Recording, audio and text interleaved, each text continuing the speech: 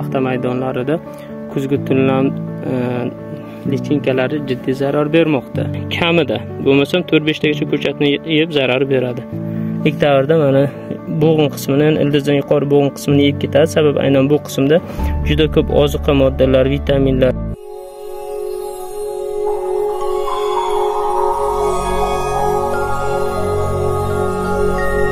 paxta maydonlarida kuzgi tunlam lichinkalari jiddiy zarar bermoqda. O'sha narsaga alohida e'tibor qaratishingizni so'raymiz. Misol uchun mana kelyapmiz.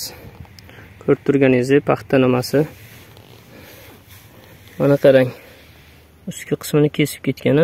Buni, ya'ni kuzgi tunlam lichinkasini qanday aniqlash mumkin? Ko'pincha yo kesilib ketadi yoki bo'lmasa paxta qurib qoladi. Aynan shu joyda shu atrofini kovlab ko'rsak, o'sha joyda qurtlar kelib chiqadi.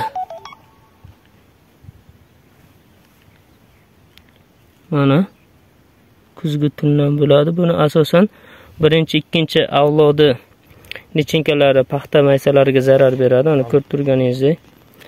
Bu zarar kunandamiz ko'chatni yosh nozik ilk davrda mana bo'g'in qismidan ildizdan yuqori bo'g'in qismini yeb ketadi. Sababi aynan bu qismda juda ko'p ozuqa moddalar, vitaminlar yuqori bo'lib, o'zi ham bo'sh marra bo'ladi, yeyishga qulay bo'ladi. Bu paxta, ya'ni ildiz bo'g'iz va ildiz qismi yog'ochlashga ulgurgandan so'ng, ya'ni bu davr qachonga chim barik chiqarib, 2-3 ta shona shakllantirish davriga kelib, buni zarari kamayadi.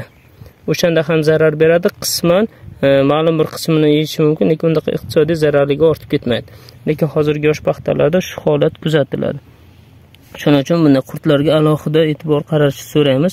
Mana ko'rib turibsiz, bunday dalalarda eng avvalo birinchi o'rinda sistemali zaharlar bilan bu zarar kunandaga qarshi kurashib olish kerak va undan keyin yagona va chopiq va yagona ishlarni amalga oshirish kerak.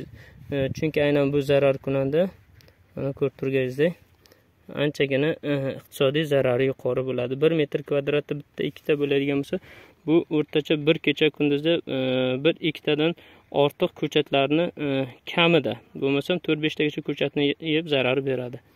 Mana shu narsaga alohida e'tiboringizni qaratishingizni so'raymiz, hurmatli fermerlarimiz.